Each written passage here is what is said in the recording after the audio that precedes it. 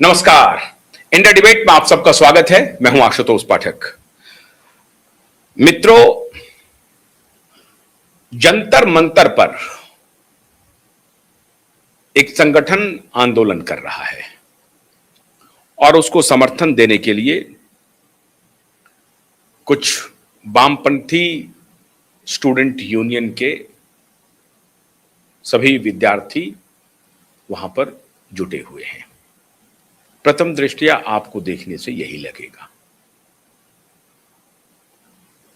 सोनम वांगचुक जी जो वहां अनशन कर रहे हैं, 15-16 दिन हो चुके हैं और अब जो आयोजक हैं वो अपील करने लगे हैं कि अगर 20,000 की भी संख्या में भीड़ वहां पर रहती तो सोनम वांगचुक अनशन नहीं तोड़ते। लेकिन अब मैं उनसे अपील कर रहा हूं कि अनशन तोड़ते। हालांकि ये भी एक टैक्टिक्स है, एक कॉन्स्पिरेसी है कि लोगों को इमोशनली ब्लैक करें कि हम आपके लिए लड़ाई लड़ रहे हैं और आप घर से बाहर नहीं निकल रहे हैं और सोनम वांगचुक आज उनकी स्थिति बहुत खराब हो रही है।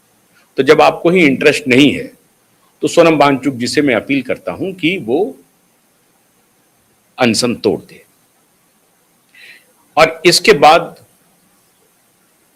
कई लोग आंदोलनकारी जो हैं वो अलग अलग संदेश दे रहे हैं। निशाने पर मोदी है,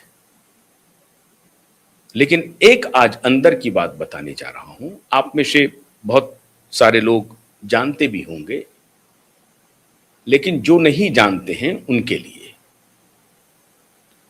1835 भारत के इतिहास में काले वर्ष के रूप में स्वर्णाक्षरों में नहीं, लोहे के अक्षरों में वर्णित है, कोयले के अक्षरों में वर्णित है। 1835 ये वही वर्ष है जब मैकॉले ने, एक अंग्रेज अधिकारी लॉर्ड मैकॉले ने भारत में अंग्रेजी शिक्षा की नींव रखी।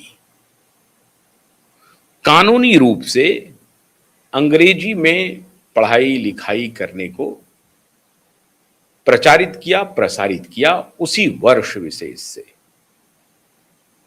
नरेंद्र मोदी 200 वर्ष के बाद, एग्जैक्टली 200 वर्ष के बाद, मतलब 2035 में समूल जड़ से उखाड़ने के लिए उस अंग्रेजी शिक्षा और उस पूरी पद्धति को जड़ से खत्म करने के लिए कमर कस चुके हैं। हम में से कुछ लोगों को यह मालूम होगा, लेकिन कुछ को नहीं मालूम होगा। तो जिनको नहीं मालूम है उनके लिए ये जानकारी है।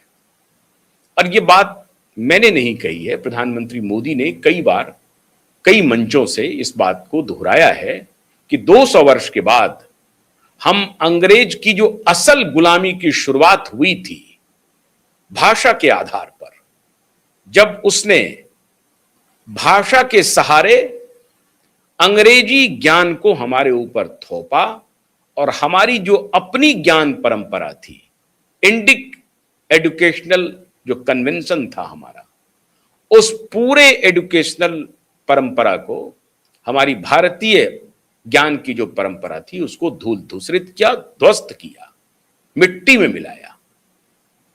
तो 2035 में हम इस भाषा को मिट्टी में मिला देंगे। अब यह बहुत बड़ी लड़ाई है। मतलब आप समझिए कि नरेंद्र मोदी तूफान से टकरा रहे हैं, और तूफान भी क्या, तो 200 किलोमीटर के रफ्तार से चल रहा हो। मतलब एक पूरा नैरेटिव जो 200 वर्षों का नैरेटिव है, उसके खिलाफ चट्टान की तरह खड़े हो जाएं और जिद पकड़ दें कि हम 2035 में इस भाषा को भारत की मिट्टी में गाड़ देंगे। पढ़ने वाले, जानने वाले जानना चाहते हैं जाने, लेकिन हम भारतीय ज्ञान परंपरा के बिना पर कोई समझौता नहीं करेंगे। और ये बड़े ताल ठोक करके नरेंद्र मोदी जी कह रहे हैं। तो जैसा मैंने आपको बताया कि पूरी दुनिया में अंग्रेजी भाषा का चलन चल रहा है, और ऐसे में अगर नरेंद्र मोदी ताल ठोक रहे हैं तो कुछ सोच करके ठोक रहे होंगे। उनको मालूम है कि भारत को अगर पुरुषार्थी बनाना है तो भारत को अपने ज्ञान परंपरा को एक बार पुनर्जीवित करना पड़ेगा, जिसे अंग्रेजों ने मिट्टी में मिलाया, धूल धूसरित किया, हमारे ज्ञान का कॉपी किया, हमारे ऊपर ही चस्पा किया, भाषा अलग हो गई, पुस्तक बदल गई और हमारे प्राचीन पुस्तकों को मिट्टी में मिला करके उसे 3rd ग्रेड का बता करके प्रचारित किया, प्रसारित किया। आज महर्षि सुश्रुत की प्रतिमा इंग्लैंड में लगाई जा रही है, मेडिकल कॉलेज में। यह अकल्पनीय है या नहीं है? भारत के शल्य चिकित्सक, प्राचीन शल्य चिकित्सक महर्षि सुश्रुत की प्रतिमा इंग्लैंड के मेडिकल कॉलेज में अनवेल हो रही है, वहां पर लग रही है और बड़े बड़े डॉक्टर्स उस प्रतिमा के सामने फोटो खिंचवा रहे हैं। तो यह मजबूत इच्छा शक्ति भारत के प्रधानमंत्री भारतीयों में तेजी से अंदर उनके मन मस्तिष्क में डाल रहे हैं कि अपने पुरुषार्थ को समझो, अपने पौरुष को समझो और उस भाषा के आधार पर जो खुद को कमतर समझते हो, हीन भावना से ग्रसित हो, उस हीन भावनाओं को उतार कर फेंक दो। मोदी बार बार हर उस गुलामी की निशान को मटियामेट कर रहे हैं और इसका सबसे बड़ा उदाहरण है जिसको आप भव्य कहते हैं 100 वर्ष पुराना पार्लियामेंट, उसको भी बदल दिया मोदी ने। सरकारी दफ्तर बदल दिया मोदी ने, जो अंग्रेजों के जमाने में बना था। अब नए दफ्तर चमचम कर रहे हैं, राजधानी दिल्ली में चमचमा रहे हैं।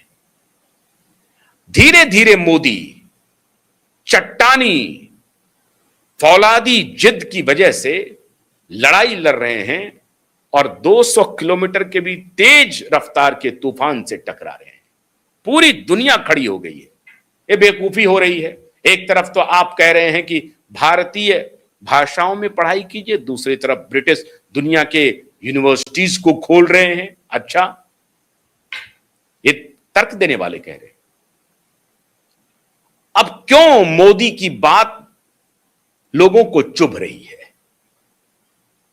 ये कॉकरोचों को पता नहीं है। ये जो कॉकरोच अभी वहां पर हैं, अभी जंतर मंतर पे जो आंदोलन कर रहे हैं, जरा उनके ज्ञान वृद्धि के लिए बताता हूं। 1937 मद्रास प्रेसिडेंसी की सरकार राजगोपालाचारी के नेतृत्व में उन्होंने एक प्रस्ताव लाया कि भारतीय भाषाओं में हम भारतीय भाषाओं को अधिक प्रचारित करेंगे, प्रसारित करेंगे और जो लिंक लैंग्वेज है उसके रूप में हम हिंदी को अडॉप्ट करेंगे। गांधी स्वयं इसके प्रचारक थे, बल्कि प्रवर्तक थे। गांधी खुद कहते थे कि भारतीय भाषाओं में जो हमारी क्षेत्रीय भाषाएं हैं, उड़िया है, बंगाली है, कन्नड़ है, तेलुगु है, तमिल है, मराठी है, गुजराती है, पंजाबी है, मैथिली है, भोजपुरी है, इन सभी भाषाओं में तो हम पढ़े लिखें आगे बढ़े ही, लेकिन इन सबको जोड़ने के लिए जो हमारी भारत में उपजी हुई भाषा है वो हिंदी है, उर्दू भी कह लें आप। इन सभी भाषाओं के साथ हिंदी एक समायोजन का काम कर सकती है और अपनी भाषा, मातृभाषा जो राज्य की भाषा है, उसको पढ़ने के साथ साथ आप हिंदी चाहें तो पढ़ें, नहीं तो कोई बात नहीं है। लेकिन अंग्रेजी क्यों पढ़ेंगे? सवाल यह है। हिंदी पढ़ें। स्पेन में स्पेनिश चल रहा है, जर्मन में जर्मन लैंग्वेज चल रहा है, फ्रांस में फ्रेंच चल रहा है, चाइना में चाइनीज चल रहा है, रसिया में रसियन चल रहा है, जापान में जापानीज चल रहा है, वियतनाम हो, यूरोपियन यूनियन के पोलैंड हो, इटली हो, कोई देश बताइए जो अपनी मातृभाषा को खत्म कर दिया हो।